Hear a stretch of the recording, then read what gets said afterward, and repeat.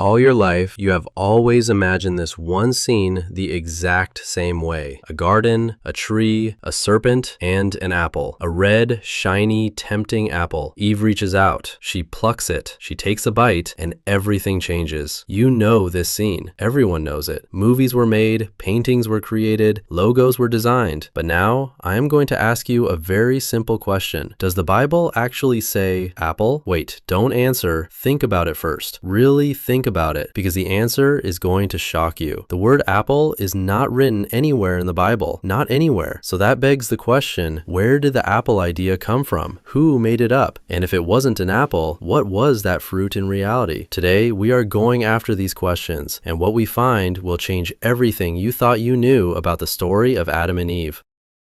First, let's go to the source, the book of Genesis, chapter 2, verse 17. God tells Adam this, "But of the tree of the knowledge of good and evil you shall not eat, for in the day that you eat of it, you shall surely die." Wait, the tree of the knowledge of good and evil? Not an apple tree. The Bible gives this tree only one name, the tree of the knowledge of good and evil. The fruit has no name. It has no color, no shape, no taste. There is only this: if you eat the fruit of this tree, you will know good and evil. That's it. So where did the apple come from? The answer comes from a very unexpected place.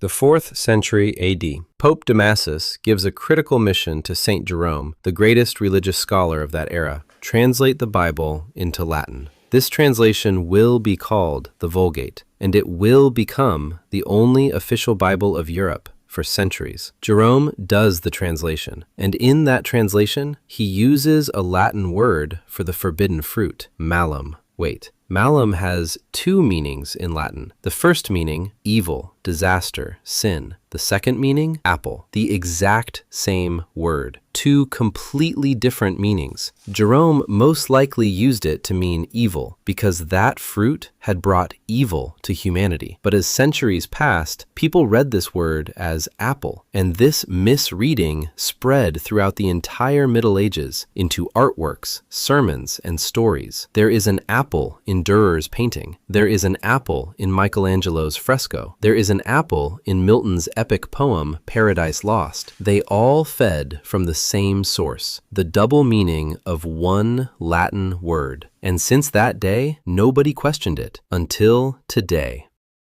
Well, if it isn't an apple, then what is it? This question opens the door to a much deeper question than you think, because scholars, historians, and theologians have developed striking theories about this, and each theory carries that fruit to a completely different meaning. The first theory, the fig. This is one of the strongest theories. Why? Because right after, in the Bible, it says, after Adam and Eve ate the forbidden fruit, they felt shame and used fig leaves to cover themselves. Stop and think about this. Why fig leaves? Because it was the closest leaf available, and the closest leaf comes from the closest tree. It makes perfect sense that the tree they ate from was a fig tree. The second theory, the grape. According to some Jewish and Christian scholars, the forbidden fruit was the grape, or wine made from it. This theory explains something very interesting. What is one of the first things done in the Bible after Noah's flood? Noah planted a vineyard. He made wine. He drank it, and he got drunk.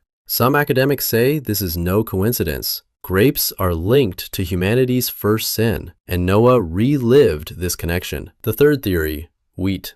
It sounds ordinary, but there are many Jewish scholars who defend this theory. The argument is this: wheat symbolizes humanity's transition to civilization. Agriculture, settled life, society, hierarchy, all of these started with wheat. Being expelled from the Garden of Eden and having to eat bread by the sweat of your brow, this is a metaphorical description of entering an agricultural society. According to this theory, the forbidden fruit might not even be a real fruit. It is a symbol of humanity breaking away from innocent nature and stepping into the heavy burden of civilization. The fourth theory, the pomegranate. The pomegranate was one of the most powerful symbols in ancient Middle Eastern cultures: fertility, wisdom, death, and rebirth. In Egyptian mythology, the pomegranate was connected to the underworld. In Greek mythology, Persephone was bound to the underworld by eating pomegranate seeds. And in Christian art, especially early iconography, the fruit often seen in Jesus' hand was the pomegranate. Some researchers believe this symbolic connection is not a coincidence.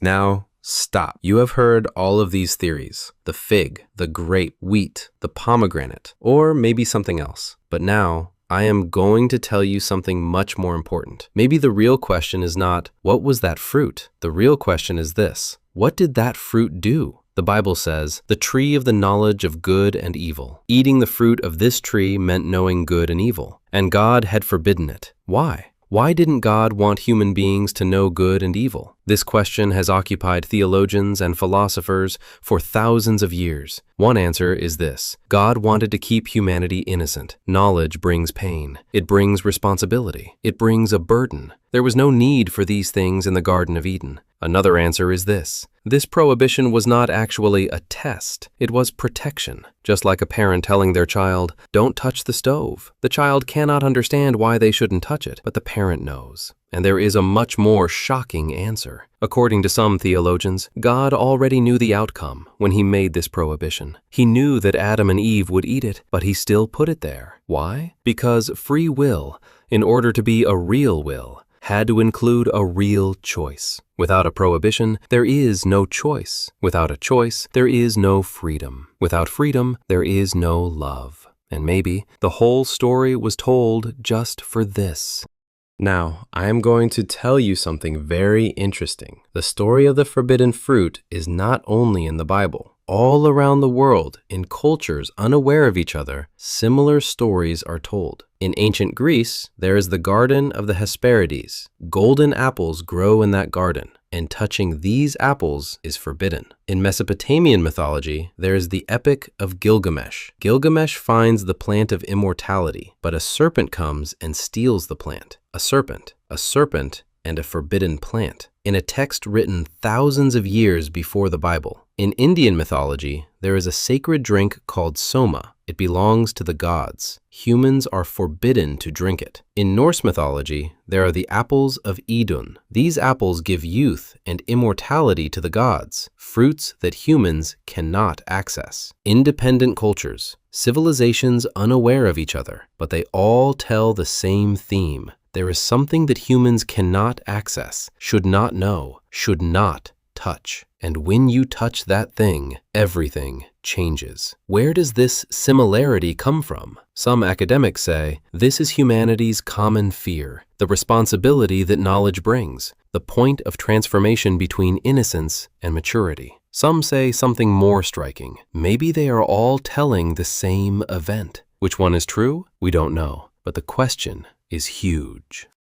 Today, we have seen a lot. The Bible does not say apple. This is a misconception born from the misreading of a Latin word over centuries. There are powerful theories arguing that the fruit could be a fig, grape, pomegranate, or wheat. And in cultures all around the world, different versions of the same story are told. But now, I want to ask you just one question. Do you think that fruit was real? Or is this story a metaphor for humanity leaving childhood behind, losing its innocence, and taking on responsibility? Write your answer in the comments. I am really curious. And let me tell you this question takes you to a much deeper topic, because the forbidden fruit matter is just the beginning of the story of Adam and Eve. In the next video, we will discuss, were Adam and Eve really the first humans? Science and religion face off. Subscribe now so you don't miss it.